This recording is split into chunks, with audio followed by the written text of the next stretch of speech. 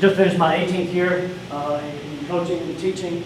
I also teach anatomy as well, so it kind of plays into strength and conditioning. And so being able to do this, was kind of exciting, kind of nervous, first time presenting, but hopefully, it's not about me presenting, it's not about you here. We can get the kids better, keep them on the field. Real quick, I know you can tell your name, and what do you coach? Coach Allman, I'll actually be the presenter this afternoon. There you go. I coach football, and then I'm our strength and conditioning coordinator at Water High School. So I handle pretty much any school. Yeah, he's in the district, so, but he will present this afternoon. I can deal both volleyball, basketball, track, softball. And where's that? Both. Oh, okay. Ariel Jackson, and I am at Gordon Ranch in Katy, and basketball. Morgan Ryan, Huntsville High School, and I'm a head football coach and assistant coach. Crystal Davis, I coach at UF Junior High, coach basketball, cross country, and track. Coach Creighton, Sheldon Hines, I do volleyball, basketball, track, softball. The title, I was talking to Coach Nelson about this. She, we were kind of talking some things. Well, she actually wrote one down and penciled it in, and the strength training to prevent injury, which in itself is kind of a fallacy. You can't prevent an injury. You do things to try and reduce them. But Lauren Landau, the head strength and conditioning coach of the Denver Broncos, I think he had a pretty good saying on that. He said, you really can't prevent it, you can only hope to avoid it. And he talks about seatbelt. The idea is that it's going to help reduce those, but it doesn't always. So, key things we're going to look at is identifying the most common injuries in females, because that's what y'all deal with. In volleyball, we're looking specifically volleyball, soccer, and basketball. Then looking at the causes, the underlying causes of those, what's going on with them, and then implementing training strategies to reduce those. Here's some statistics, and again, if you signed up on the iPads in there, I can send this to you. Make contact with you. If you have any other questions to follow up afterward, I'll be glad to discuss with you. I know it's kind of difficult to see, but basically this is volleyball. This was done in 2016, 2017, and the top results overall were the head and face. Then you go to ankle and shoulder. And I highlighted the ones that are above the 10% threshold there. Digging in deeper, the head and the face were majority more in competition, not necessarily in practice. So I'm not sure if that's falling on the floor and been banging or getting hit, with the ball, concussed, so forth. And that study, if you look at it, they go into more details about what the diagnosis was on that. This is girls basketball. Again, you're looking at ankle, head, face, and knee. And then girls soccer is also head, face, ankle, and knee. All right? So I took those four: head, face, ankle, knee, and shoulder. More so with the bottom three, ankle, knee, and shoulder, is what I look to work on in the weight room and outside doing other things. Head and face, we will do some neck things and so forth to try to stabilize that for concussion purposes. So the main cause of these, looking through all the different research, the key is overuse. Coaching baseball, being around softball, I see that more so in the shoulder than throwing. In other sports, it's usually your lower limb stuff because they're constant. And I know I see it, like I said, from the baseball and softball, but I'm hearing basketball, track. They don't stop. It's just continuous year round. They go to the AAUs, they go to the different select stuff, and so they're just constantly using it. They don't have to give themselves time to rest. There's also the underlying neuromuscular and musculoskeletal systems. Their development slows at different rates during puberty. So I'm sure you've seen the girls that they don't seem like they know what to do with their body. They don't look comfortable in their body and going through an athletic perspective. I coached 9 years at the junior high, and then seeing in high school, you see that range from anywhere from 7th grade to sophomore year, usually, and it's kind of interesting when you look at the data, usually the less injuries are junior and senior year. Your freshman and sophomore years, because it's just high school, those are when most of the injuries occur.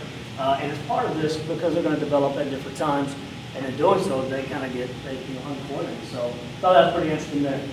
Bad mechanics, females tend to be quad dominant landings, is less glute activation. So what the studies are showing is that when they go to land, they're not as much knee flexion when they land here. They're more of an upright. And so it's almost that the knees at full extension here. And so in doing so, that causes them to control themselves with their quads. Even further on that is when you look at the structure of it, going across the knee, and we're mainly talking knee injuries, because that's, you look at the research, ACL. And so, but they talk about just the tendon insertion, just one there, taking the brunt of that, versus on the hamstrings, multiple in different directions that are going to help support that. So getting into more of a knee flexion here, letting the glutes, and we'll talk about that, letting the glutes activate more. Lack of core and hip strength, so greater hip adduction and internal rotation to decrease knee flexion. Again, you get what we call valgus. You saw that picture earlier. We get a little bit of this going on here. So some of it's not bad, but too much is. Exposed to movement patterns that athletes never experienced. So in other words, you can't train for every single movement pattern that's going to be. We can't do that. We can train for the most common in your sport. Okay? And going ahead and grooving those neural patterns and those different movements, so their body has already adjusted to those types of movements. Mobility. That one, to me, I see is a key thing, is mobility. And you'll see here in a second when I start talking about it, is starting from the bottom, moving up. And then nutrition, hydration, sleep. My kids know it as the 3 R's. Recover, refuel, rehydrate. Okay? And I say those 3 to them daily. And so they, to the point where they joke around with it all the time. That's the key to everything. Well, it's a huge key in high school. Kids don't eat. I talk to my kids. First, like I said, I have them in anatomy, so I get to talk to them a little bit and find out a little more, use that as a lesson. State championship year, we got a kid that's at TCU right now, just tearing it up. And I talked to him as a senior year, prior to going to the state championship. And I said, man, what'd you eat today? Oh, I hadn't eaten today, coach. It's 5th period, we just finished lunch. You hadn't eaten, drinking. He's still a genetic specimen, right? He can do it. These other kids can't. But I told him, how much easier would it be? You make that long run afterwards. Those types of things. It'd be so much easier, prepare yourself. Well, he gets to TCU as a freshman and comes back telling coach, man, they force you to eat, they force you to drink, hydrate, So it's kind of eye-opening. But kids in high school, they just, for whatever reason, they don't eat. So that's something we talk to them about because that can help with reduction of injury as well, preparing the body. If you have questions along the way, feel free to stop me. Like I said, I'm trying to go through. So listen to this. It's a long wording quote, but I'm just sitting there going, wow, because all this stuff's going in my mind. A little bit bigger name than myself, but our primary problem in our world today for you, the high school athlete, is that we overtrain, we underdevelop, and we underrecover. Okay? So, too much. So, the idea that I've come across is that these kids think more is better. I'm going to hit your workout, coach, but you know what? That's not enough. I'm going to go and I'm going to do some other stuff outside. Now, a little different than what Cheryl was talking about, and that kids don't do things on their own. Okay? They do. They try to, but they don't do the right things. Okay? Or they go to somebody, and they pay them. Well, that person doesn't know what we've already done. And so they're just compounding the problem, is what it is, and then we lead to that overuse. But under recover, we don't allow the kids time to rest. They're playing nonstop, as we said earlier. All right, they're nonstop, but also is that they don't realize that that's when you get the most growth, is when your body is resting. Trying to drive that point home. And then underdeveloped, we're not necessarily hitting the right things. Come on.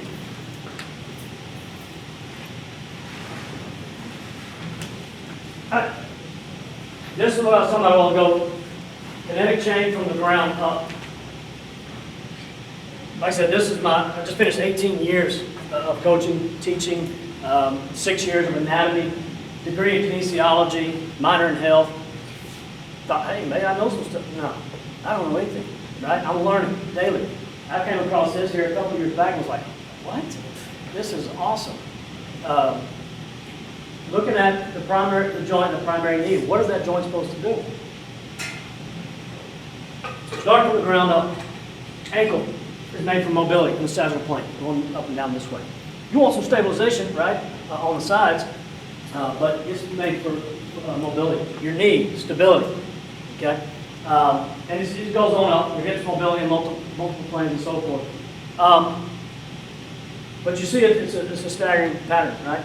Well, a little bit of physics, and I'm not a physics person too much, but I've had to learn with this, is if my ankle starting to ground up, if it is not mobile as it's intended to be, that energy is then transferred off to the next joint, okay? And if that knee is not stable, slice up, guess what? That's where our injuries occur.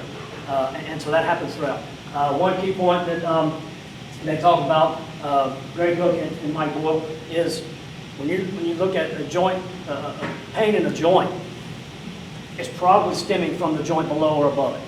There's something that's going on to cause that from that. So I take a look at these things, and you'll see in a second when we assess them.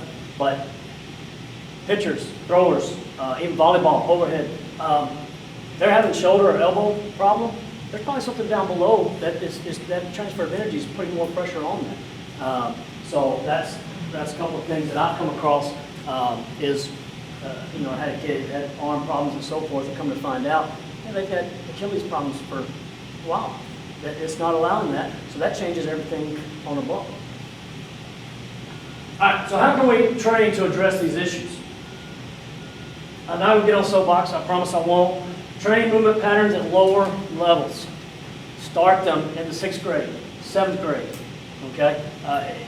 We're in an ideal setup here.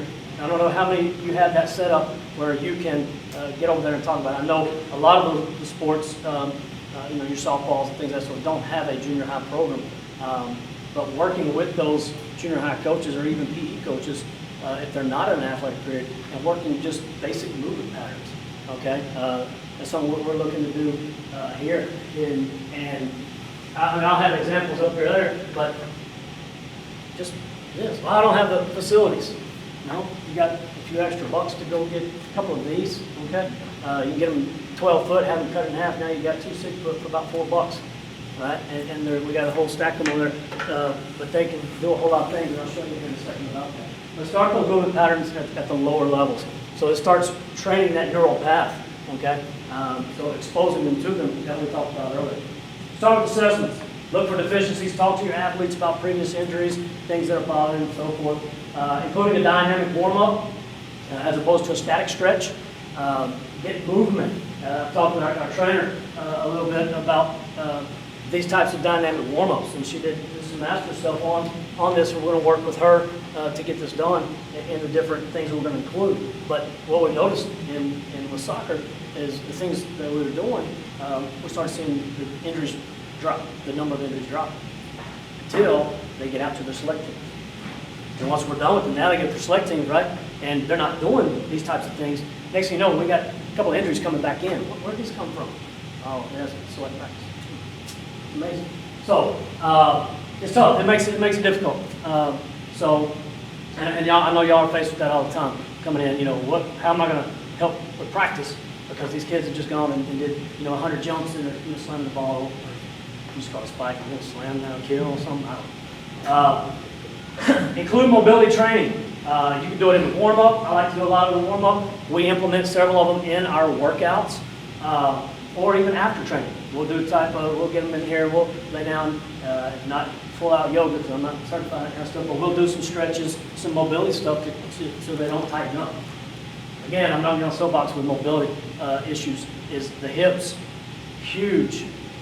I mean, I could sit here and do a whole speech on that, because we sit in flexion all day. We sit, we shorten.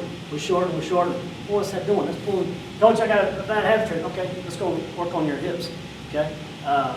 One, lack of mobility there. Two, lack of strength there, as you saw earlier with females, they lack that strength there. So we're gonna build that up in a second, I promise, we'll get there. But that, to me, that hip mobility is huge there. Strength training focus on the eccentric movements, okay? Most people call these the negative part of it. We spend a lot of time working eccentrics on things, and so I'll show you some demonstrations. Teach the heck out of universal athletic position and utilize it in training. And you can see their snap downs. I heard it so much when my kid was playing basketball. Get baseball ready, baseball ready. What's baseball ready? You know, why is that not any other sport ready? We're here, okay? Our butt's back, our shoulders are our toes. We're here, right? We're going to go do a volleyball thing here. You know, we're playing defense here. That's all sports, you know. So I know it doesn't sound as good. Get universal athletic position ready. You know, you say baseball ready to little kids, and that makes sense to them. But and teach the heck out of it. But when I have my girls in here in soccer, and I'm trying to teach them to snap down, get in this position right here, and they kind of just, you know, again, they're quite dominant. Seeing that, so we have to do things to try and get them back to their glutes and their hands.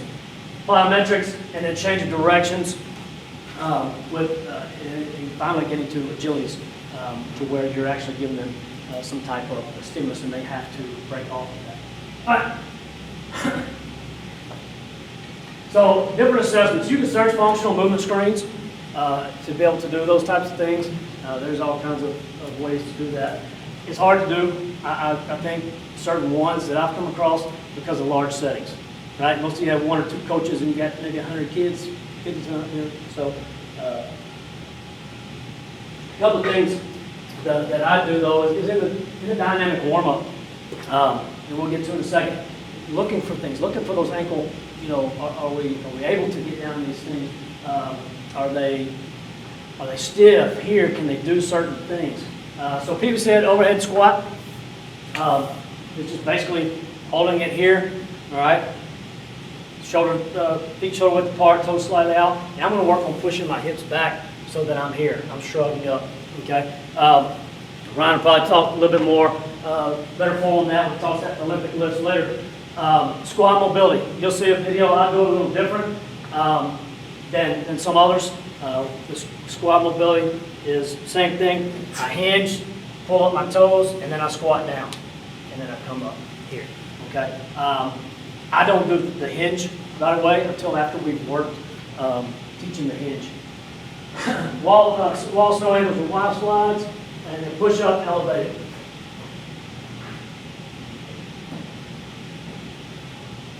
Is it going to work? No. If not, I can try to show you. With this for softball and volleyball, okay, checking to see, it's not going to work. But you're basically looking, can they get to external rotation against the wall? Keep things a few inches from the wall. Okay, feet a few inches from the wall. I kind of go a little bit lower there just to kind of try to get a workout. But making sure the small of the back, okay, is pressed up against the wall. You'll get them where they're arching here. All right, well that gives them a better leverage there. So making sure here, going what I call wides or touchdowns here. So right there, my elbow's coming off. Okay, so I know I have some problems here. So, or doing the snow angels here and so forth, checking that, because you'll see it once they start having some problems there with that. All that does is give you an idea, hey, there's some issues there. We need to work on that and try and get that a little bit better, usually on that side. And then the mobility, supposed to put out automatically, but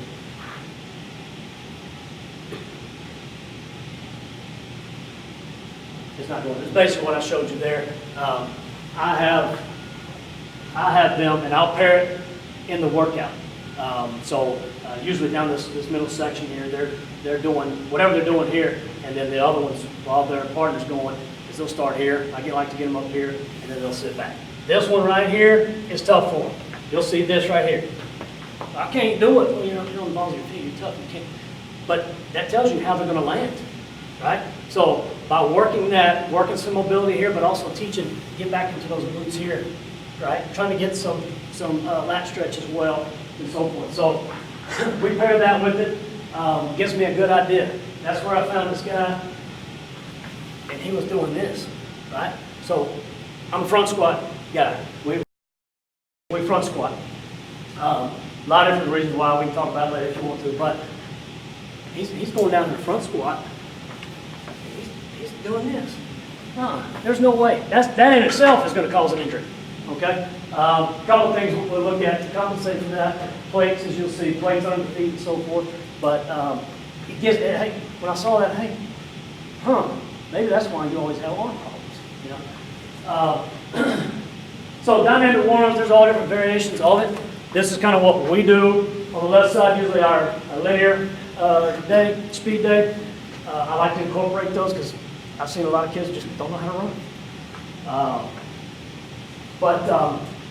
The way I set up, I have 5 cones, 5 yards apart.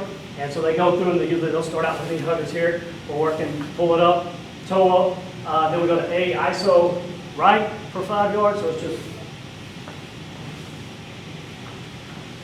here, working that. Then we'll go left for 5 yards. And then we'll go into the A mark here, right there. Just trying to progress that. Then we'll go into A skip, okay? And then what I'll do is then we'll turn around and come back. So I'm moving all these guys through. Remember, I'm doing softball and baseball, and we're crisscrossing each other. You know, figure out what works for you. We go from A skip, and then we go into A runs or high knees, so forth. Just kind of do that. Then you have a little bit of lateral stuff in the middle on lateral days, change direction days, and then we get into some more mobility stuff that we work in with the warm-ups. Those are some key things to start. One, notice your assessment. You can start seeing where they're deficient, especially when Spider-Man with the T and they can't rotate the thoracic spine. Inchworms, the knees are bent. That's the biggest with anything when we go scoops. We can't straighten our leg out. And so those are things I look at and work on. All right, so strength training examples. Now there's all kinds of strength training examples out there, things that you can do. I'll work through some of these. We'll talk a little bit about them. Key things I look for, reasons why I do some of these. But I'm hitting those main parts that we talked about early on. Okay, the lower half, the ankle. Okay, anything that we're pushing, forcing to the ground, we're going to be straightening that ankle. Knee, again, we're trying to build up posterior. A guy once, I wish I could even remember, I didn't search, but the best thing I heard was, going to the weight room, and it may not be so much for girls as it is guys. They're working on this part. They're coming in, they're doing bench, they're doing curls, I say curls for the girls, and guys, or biceps for the guys, for the girls, So, why? Because that's what we see. That's what we see in the mirror. Those are the ones we know, hey, I'm working on it, it's developing. I see we do 500 million crunches, right? You get that old school ab roller, you remember that thing that you had in the contraption? But that's what they work on, okay? And he said it best, he goes, the front side's for show, the back side's for go. Sorry? And so, what? That's pretty much, and you start looking at all this, and heck yeah, that's what you want to do. You want to build up the posterior chain. When I first heard that, I can figure it out. What does that mean? That just means everything on your backside. We're trying to strengthen the backside up to be able to go combat some of these injuries. So, PVC hinge. Again, these are things, I have a YouTube channel. My kids make fun of me. It's not the greatest. I don't like push it out there. I have 3 subscribers. 2 of them are my kids. And one of them, I don't know who it is. I can't figure that thing out. But what I did was I started videoing these things. One, because I critique the heck out of myself. Am I demonstrating it right? Am I showing the kids the right way? All right, I've got all kinds of deficiencies from years of just beating up on my body. And I'm trying to work through those. But I noticed those things.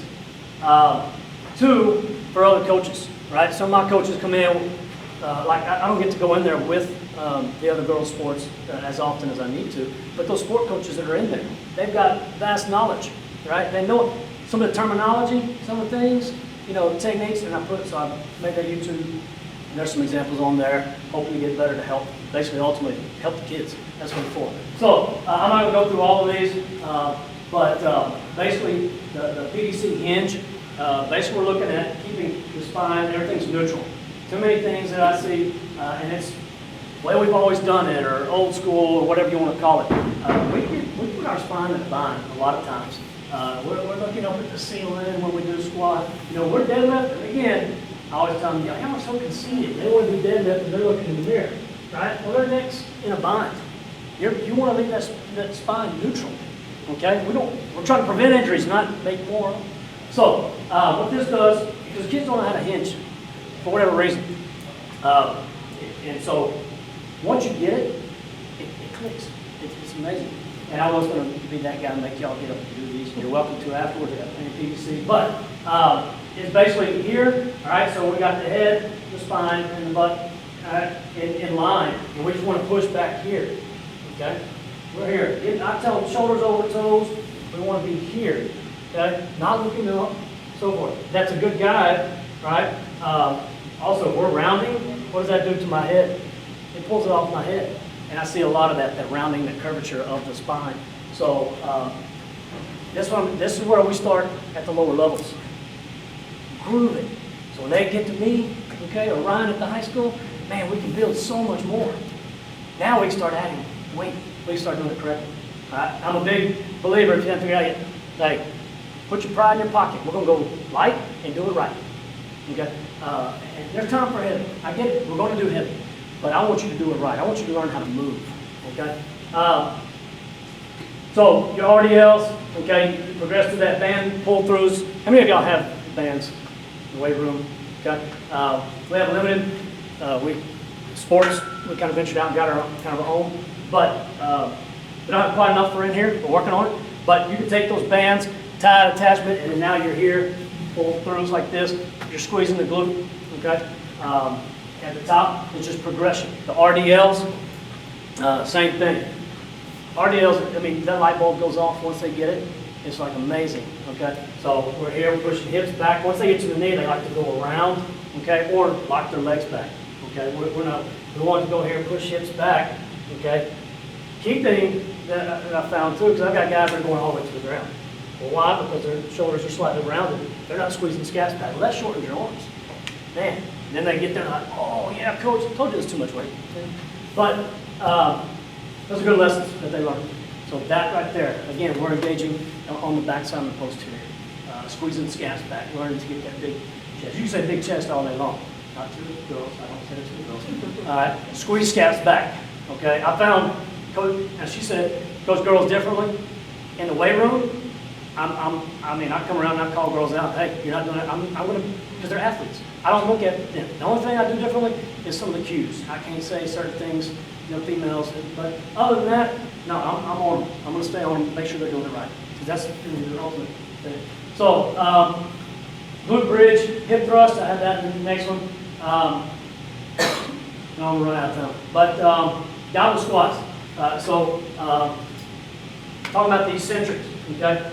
We put start out with a 4-second eccentric, which turns into about a 2-second eccentric, okay? What I mean, all right? We're going down, should be 1001, 1002, 1003, 1004, up, okay? Like that. Turns into 1001, 1002, up, no, stop. Ideally, everybody be doing it, and I'd be on cadence. So, your younger levels, body weight, you don't have to have a goblet. Just like I'm doing right now, 1001, 1002, 1003, 1004. Key things to look for. Make sure the foot is flat against the ground. Again, we're back to on the toes and so forth. That becomes an issue. But those types of things. The floor glute ham. I'm just kidding. No, basically you're holding their feet, right? They're kneeling like this. You got one partner holding here, and then they're lowering themselves. Making sure they're not doing this here, but they're lowering. They go here, push up, and they're having to squeeze here. Another way to kind of start before that is having them lay face down with their legs up and having their partners pull on the legs, and they're trying to pull. You get that isometric hold, or you can lower it, getting the eccentric there. A couple of things there, but again, we're working that backside. Kettlebell swings. Y'all see no key thing to look for in kettlebell swings is too much squat. They're bouncing them off the floor. What are you doing? No, it's a hinge. I don't want them below your knees. here, right? And we're squeezing the glutes. Excuse me. With the deadlifts, again, right, but they want to get up here and they want to arch back. I finished the lift. Go, no, you just hurt your lower back. Stop. You get to the top, squeeze the glutes. Squeeze it. Like you're holding a poop. Squeeze it. Okay? Same thing with the kettlebell swing. When you get up here, squeeze it. All right? We're doing a couple things. We're strengthening the glutes, but we're also getting the hips going in there. So your various push-ups. So for your volleyball, softball, okay, overhead throwers, your different push-up variations. Okay? I used to do a lot of plate pushes. We're going up different levels like that. Started seeing some issues with backside scap, so we kind of shut that down. Now, we start out right here. Working to be straight, right? Because upper body strength, especially for females, they don't have chin-ups, pull-ups. Okay, we'll get to there. I don't think I put it up there. There's progressions to that that you can do. And again, email me, we can talk about that. But to me, that helped our softball girls tremendously. Once we started them, we started off jumping off of the bench, holding, then using bands to assist and so forth. It's been a good one for them. But looking at when you go to push-ups, is watching, and I think I had it on assessment, is we want that roundness of the scapula on the back side. We want them to retract like that, so you know that it's fully engaged and kind of rounding around the ribs as you do in play. You're going up like that, finishing through. But basically, the way I look at it is posterior. Those are your brakes, okay? Because I've got a ton more, but the power clean variations, landmine mineral. How many of you have landmine adaptations? Just one, right? Okay? You don't have to have those. My coaching, okay. I want some more, but you don't have to have them, right? You can go and take a bar, right, and you can put it in a corner somewhere. You got your landmine. Floor like this, put a towel there because you'll scoop it out and then you get in trouble for messing up the expensive floor. But that you can do these various things. Landmine, netto, and again, all these are on there. We're working some of that serratus back there, okay? That helps for those overhead, and that's mainly for overheads. Inverted rows, all types of rolling action. Build up that backside, okay? Build up that back. That's what I see a lot, and that'll help with squeezing the scaps back. That helps with posture, helps with everything, okay? So there's a landmine metal roll out to the side. We usually go immediately into a bent row. So usually it's out to the side, okay? And then I turn and go parallel with it behind the weight, then I'm here rolling. Okay, so we hit that in two different variations, same time, superset it like that. And then the glute bridges, what I start out with, you can't see it, but in my right hip, I have tennis ball. And they have to engage, all right, this hip flexor here, they're engaging that to take it out. Because we used to call them hip thrusters. Well, guys, they were throwing, they're doing all this. They weren't getting the glute and the hamstring. They were using this momentum to lift it up. So now if we're engaging this, take it out of the picture, right? They got to hold it there, and they have a hard time doing that. But then, to lift, squeeze your glute in your hand, okay? With the guy, I'll go and I'll just, right here on the hamstring, just feel it. I don't know the girl, you want a female coach, but you tap it, okay, and then once into the, ooh, they want to come grab these dumbbells. We're doing with dumbbells later on progression. No, grab dumbbells. No, do it with tennis ball, do it right, and you'll know the difference. But again, you're getting some of that extension, right? We've been sitting in flexion all day in school, in class, like you are right now, okay? And we get in here and we get some of that extension of the hips, engage the glutes. So again, those are supposed to work automatically. Love technology. So, plyometrics. This meta-analysis showed that they improved or reduced the ACL tear. 85% male, 52% in females. And so doing this strength training stuff. So if I can get a 52% reduction, right, of my kids, that's awesome. I tell them, we're in here, I'm trying to keep you on the field. How many of you just love sitting on the sideline? Andrew, oh, you do? You want to sit? You can do my book then. You can keep stats for me. Hey, you don't have to waste time practicing all that. No, none of them do. And I don't want to get into it, but y'all seen it. Injuries lead to depression. this kid can't play football, you know, and it affects their grades, it affects everything up there. And so that alone right there, just like, okay, good, we're doing the right thing. Let's get going with How it. many times have you used this study set? What's that? How many times?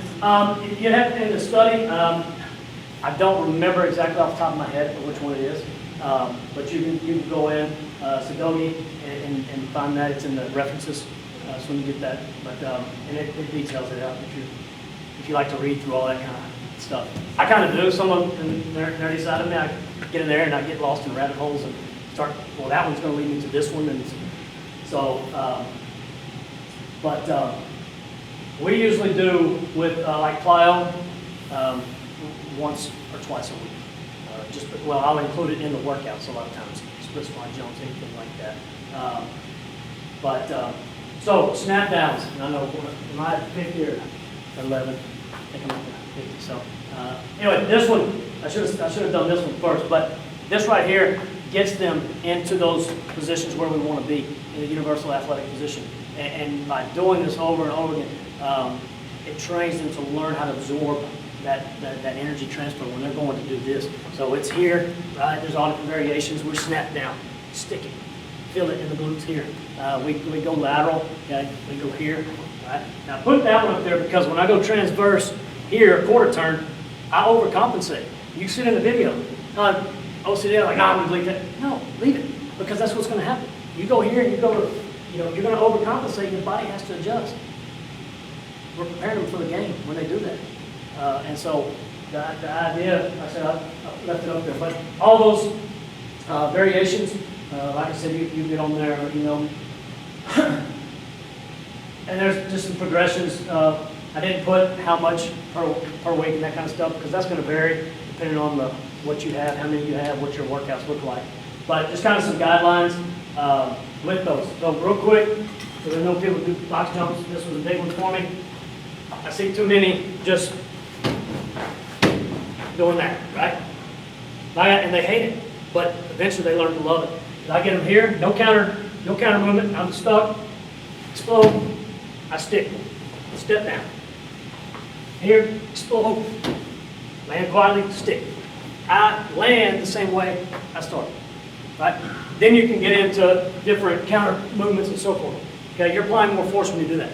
So that's progression. Okay, then we take it there at the end. Once we progress, you can do. I have to do lateral, same thing. Turn the box so they don't slide on. The other one's a step down or drop off, where you just doing that right there. I'm wanting to absorb that. You can go immediately to a vertical or what have you, but that's progression on down the road. All right, change directions. A lot of good things there. Start them off here. Working skaters, working to feel the pronation, supination of the foot. Okay, that's what it is. When you go into it, you're going to be on the inside, the outside, and you're going to change direction. See too many of them getting outside the knee here. Have injuries. Okay. So if you're interested in this, these three kind of go into the first one, Conscious Coaching by Brett Bartholomew. It kind of talks in, I don't know how long you've been coaching, but it's a good refresher. It's great for a new, younger coach. It talks about how to get buy-in, but it's basically more about building relationships with your athletes. Movements over maxes, again, that's a big one because it teaches you how to move. Okay, all the movement prep at the beginning, younger ages, is great. And then functional training, a lot of the plyo stuff, it gives recommendations and things of that sort. He's probably a little more conservative on the number of contacts versus most people, but he does some good stuff there in those. But I use those three. I go back and look through those. So thank y'all. Thank my family, Coach Nelson, Coach Gabbard, for allowing me and asking me to speak. I said I was nervous at first, but talk shop. Coach Cavallo for allowing me to do what I do, giving me that opportunity, and then my friends and fellow coaches supporting me, and then y'all. So if you need any contact information, my email. I have a Twitter for our strength. I have an Instagram for our strength. My own personal Instagram, which I'll replay a lot of good stuff that I follow. And then that YouTube channel, just search Mike Gazaway. laugh at me and make fun of my 2 views and 3 followers, 2 which must be. So, but I do appreciate y'all walking all the way out here. And hopefully you got something, take it back, for the kids. Feel free, I'll send you the PowerPoint, but feel free to email me, send me a message, something. I'm always loving to talk shop and help out any way I can. So, all right, thank y'all.